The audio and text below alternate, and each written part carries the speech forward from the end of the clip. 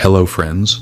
When a woman IPS officer goes on a covert mission disguised as a widow to the prison, a terrifying truth about the prison is revealed to her. She realizes that the prison is not only a place to punish criminals, but has become a center of organized exploitation.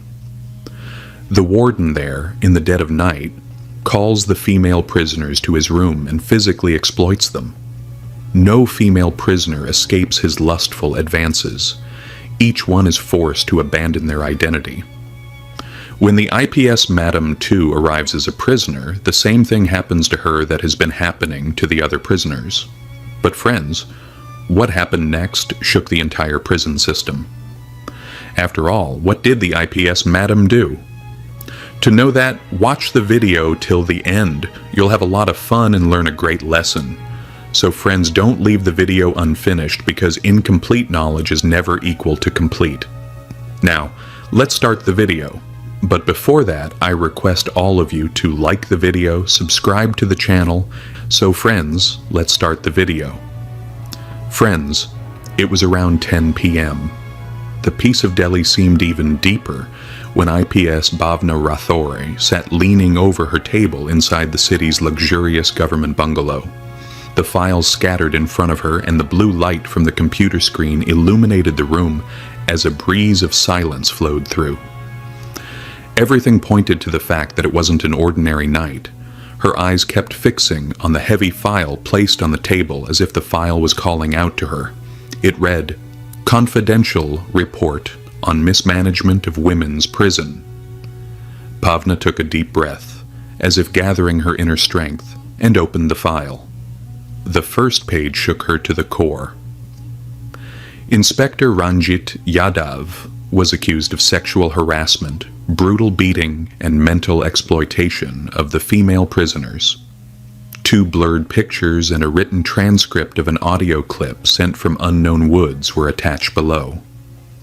Bhavana's heart skipped a beat. This wasn't just a duty. It was a call from a human being. The years of muffled cries of women trapped in the walls were audible. The government investigation would take time, but the screams of these women couldn't wait any longer.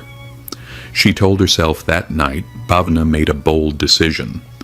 She would go to the prison herself, but not under her real identity. She would become Gauri, a poor 35-year-old widow falsely accused of murdering her middle-aged husband. A fake case, court remand, medical reports. Everything was made to look real. Information about this mission was only shared with 4 officers. 3 days later, a police jeep entered through the heavy gates of a women's prison in Delhi. A woman, her tongue hanging out and her skin dried up, looking very ordinary with a tired, disheveled appearance and broken wrists, was none other than IPS Bhavna Rathore, who was now in the prison in the guise of Gauri. On her first night in prison, her soul trembled. The food on the plate was rotten dal and dry bread, and above all, a female guard who cursed at her. The sound of crying was coming from every direction, as if each room had a sad story to tell. But Bhavana lived every moment. This wasn't a trick, it was a battle.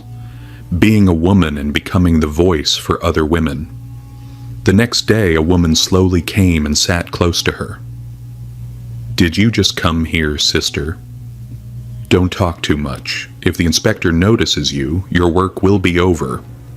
She was Rubina, who had been kept in jail for 4 years without any trial. "Why?" Bhavna asked innocently. Rubina's eyes filled with tears. "That night he called me and denied me. He beats and stops me from eating or gives me something mixed," she replied.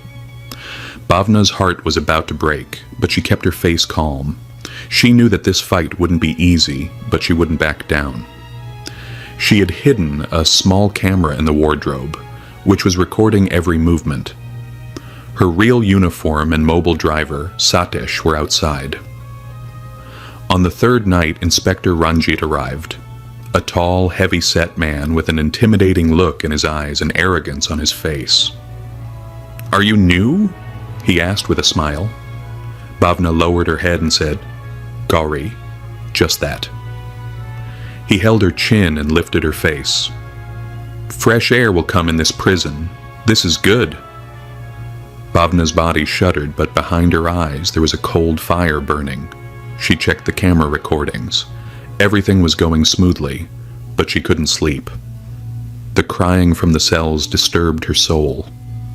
She promised herself that no cry would be suppressed now. The end had begun. On the fourth day, 2 guards came in, the middle of the night. "Number 114, come out," Sir called. The number 114 meant Gowrie. Bhavna's taken to a part of the prison that was called the Plain Barracks, a place where regular prisoners couldn't go. It was Inspector Ranjit's luxurious office. The walls had pictures, bottles of alcohol, and in one corner, an expensive sofa. "Come, new queen," Ranjit sat in his chair and said. "Now your name will be whatever I want." Bhavna's eyes were still calm, but the hidden camera in her scarf was recording everything. When Ranjit tried to pull her palu, Bhavna fearfully stepped back. "Are you scared?" he asked, laughing. "Yes," Bhavna said in a trembling voice. "There is no need to be scared once you get used to it here." Ranjit rang the bell and a female guard came in. "Put her in the barracks." The new room, though a little cleaner, was still under surveillance. At 2 a.m., the door opened again. Rubina silently entered. "Gauri Didi, be careful. He could come at any time. Many women have broken down here." Bhavna's eyes filled with tears, but her voice remained firm. "Now your voice won't just jump out of the wall, Rubina. I promise." The next 2 nights were terrifying. Inspector Ranjit tried everything, from sweet words to threats. Sometimes he sat beside her, tried to hold her hand, or even called her for food with a plate in his hand. But Bhavna played scared each time. She kept recording everything inside. Every tear, every trembling voice became part of her mission. For the past 4 days, a man in lawyer's attire, Satishish, was seen outside the prison every day. His eyes were constantly looking at the prison walls, and the small camera in his hand was recording every activity. He kept the footage safe. He was monitoring the movements of the jail staff and maintaining constant communication with the media and senior officials. Satish's goal was clear: to safely bring Bhavna out and expose the heinous conspiracy that was unfolding within the prison walls. And then came the 4th night, immersed in silence. But like the calm before a storm, that night Inspector Ranjit Yadav had warned Bhavna in clear terms. "Tonight, your final test will be. You will bow down, or I will erase your existence." Bhavna's door opened, but this time she was not weak. She had a high-tech device hidden and strapped to her back. This device could send a signal to Satish outside the prison with the push of a button. As the inspector entered the room and his drunken eyes began to reveal his lust, Bhavna pressed the button on the device. Satish, sitting in the car outside the prison, received the signal. He immediately sprang into action. With him were the ready commissioner, female commission officers, and 2 journalists, and they quickly headed towards the prison. Now, a new breeze began to flow in the suffocating nights of the prison. Inside, Bhavna was still standing as Gowrie, but her eyes no longer showed only fear. There was a fire burning in them. No one could hear the cries of the prison walls anymore. She had feared a great storm. Bhavna's mission had now reached a point where returning was impossible. It was 11 p.m. Inspector Ranjit came out of his room swaying with a bottle of alcohol in his hand. In his pocket was the VIP locker key. This was where Gauri, i.e. Bhavna, was locked. The 2 guards posted at the gate moved across the path as though it was a daily matter, following his signal. As the door opened, Ranjit said, "No excuses will be accepted today. Gauri, from now on, you will be mine." Bhavna took 2 steps back and in a low voice said, "I am ready to serve you, sir. Just have some mercy." Ranjit closed the door. Now there were only 2 people inside. one prey and one hunter. But in reality, the prey had not yet been caught. Bhavana slowly pressed the button on her waist and the live feed began. Satish immediately started streaming the video live online. As Ranjit moved towards Bhavana, she stopped and said, "Before you come closer, know one thing. Should I serve you first, or should I expose the secret I know?" Ranjit stopped. "What are you trying to say?" Bhavana's eyes now showed no fear or hesitation, only a flame of fire. "In this prison, you don't just wear a uniform. You run a racket. Rubina, Shabnam, and many other women have fallen prey to your lust and greed. Bringing drugs into the jail, selling women and throwing the bodies of anyone who speaks into a well. This is your truth, isn't it?" Ranjit tried to laugh. "What will you do, old woman, who will listen to you?" Bhavana said in a cold voice, "The ones who wanted to hear are hearing. You live now. The whole country is watching." Ranjit's face turned pale as he turned around, and at that moment the door opened.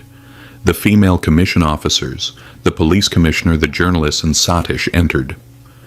"Inspector Ranjit Yadav, you are arrested for attempted rape, sexual harassment, and criminal conduct within the prison." Ranjit tried to escape, but the handcuffed police officers surrounded him from all sides. Those who had been following his orders all this time were standing with their heads bowed. Bhavna now moved forward with her true identity as IPS officer Bhavna Rathore. She glanced at the room one last time. This was not just the arrest of a police inspector.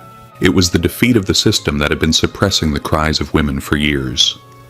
Now, not fear, but truth would resonate in every room. A riot began inside the prison.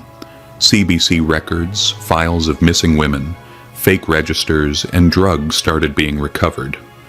A complete conspiracy was being exposed, and then that one thing was found that changed everything: a secret diary. The diary clearly stated that, under the orders of the master, Rubina had been transferred. A new woman named Bhavna had arrived as a VIP. The master had also ordered to break her. Like the other women, Bhavna's eyes had hardened. Now she was not just a police officer. She was the voice of every woman whose cries had been suppressed until now. The next day, a secret meeting was held with the Women's Commission and the Special Crime Branch. From there, a name emerged: Raghav Tripathi. A 3-time elected legislator, a respected leader, the real mastermind behind everything. The same person who sheltered officers like Ranjit and ran the entire system from behind the scenes. Bhavna now understood that Ranjit had fallen, but the real predator was still alive, and her fight was about to become much bigger. Bhavna Rathore had now gathered so much evidence that she could have exposed the case at any moment. But this was very delicate because the person involved wasn't an ordinary man, but a legislator of the ruling party, Raghav Tripathi. Taking direct action against him could not only create political instability, but the investigation could also get stuck in legal complications. So, Bhavna made the next plan. And now she wasn't alone. The entire state's special task force was with her. Then suddenly, Bhavna's phone rang. A trembling woman's voice came from the other end. "Madam, my name is Shabnam. I too am a victim of the same network. I know where the master, Raghav Tripathi, is, but my life is in danger. Please help me." Without delay, Bhavna took the call seriously. The next morning she disguised herself and left to meet Shabnam alone without any official vehicle. Shabnam took her to an old farmhouse in a secluded area. From the outside the place seemed normal, but as soon as Bhavna stepped inside she realized this was no farmhouse, it was a torture den. Cameras everywhere, armed guards, and secret doors. Everything indicated that a serious crime was being committed here. Raghav Tripathi often hosted special parties, where female prisoners and innocent girls were auctioned. On the other hand, Raghav had now suspected that someone was following him. Hearing Bhavna's name, he became furious. He told his associates very clearly that she would not be kept alive. She was an IPS officer. She would expose the levels. Erase her. Bhavna had now plunged into a mission where her attire, her life, and her resolve were all at risk. But this time there was no fear in her eyes. There was a spark of revolution. She had decided that no one would be Gauri, Shabnam, or Rubina anymore. During the meeting, an express delivery person arrived with a suspicious parcel. The feeling opened her up. Inside there was a burned sari and a threatening letter. "You have set fire to our base. That same fire will turn you and your mission to ashes. Now you're not just an IPS officer, you are our enemy." Bhavna read the letter, then calmly placed it on the table. There was no fear on her face. It was only firm determination. That very night, she learned that a special party was being hosted at the farmhouse. 5 girls were being brought from the prison to be displayed in front of foreign guests. Bhavna knew this was the opportunity. She declared Operation Black Night. At 9 p.m., she left with her team. But on the way, a truck collided with their car on a bridge. The driver, Satish, died on the spot, and Bhavna was seriously injured. This wasn't an accident. It was a conspiracy. During the interrogation, the truck driver said that he had been instructed to stop the IPS madam at any cost. Once Bhavna regained consciousness, she said, "Call my colleagues. The operation will continue, even if I have to go on a stretcher." Her face was bandaged with pain lines visible, but her eyes had firm resolve as she rejoined the operation. The STF surrounded the farmhouse from all sides. At midnight, as soon as they received the secret signal, the door was broken down. There were gunshots, screams, and chaos. Raghav Tripathi tried to escape through the back door, but he was arrested. 5 girls were rescued, including Rubina, who had previously been declared dead. After Raghav's arrest, a hearing took place in court. Outside, a huge crowd was chanting, "IPS Bhavna Rathore Zindabad," and "Hang the rapists." In court, Bhavna said, "Honorable court. We have made criminals out of leaders like Raghav. That was our biggest mistake. They turned the prisons into houses of exploitation. I urge you to punish him not just by law, but by humanity." Based on the evidence, witnesses, and video footage, the court sentenced Raghav Tripathi to life imprisonment for charges of rape, human trafficking, conspiracy to murder, and corruption. The Ministry of Home Affairs awarded Bhavna the Saurya Medal. But she didn't go to the stage. She went straight to the rehabilitation center where Rubina, Shabnam, and other girls were. As soon as they saw Bhavna, they ran to her and hugged her. "Madam, you made us feel like human beings." Bhavna's eyes filled with tears. "Now you will live not just the rest of your life, but a new life." A few months later, she was offered the position of chairperson of the National Women's Safety Commission, but she declined. Her answer was, "My field is where there is oppression and where justice is needed." A reporter asked her the last question, "Madam, don't you fear such powerful enemies?" Bhavna smiled. "When a woman, a widow, can go to jail, any woman can change the system." And with that smile, a new dawn of justice began. Friends, if you liked today's story, please like the video, subscribe to the channel, and share your thoughts in the comment box.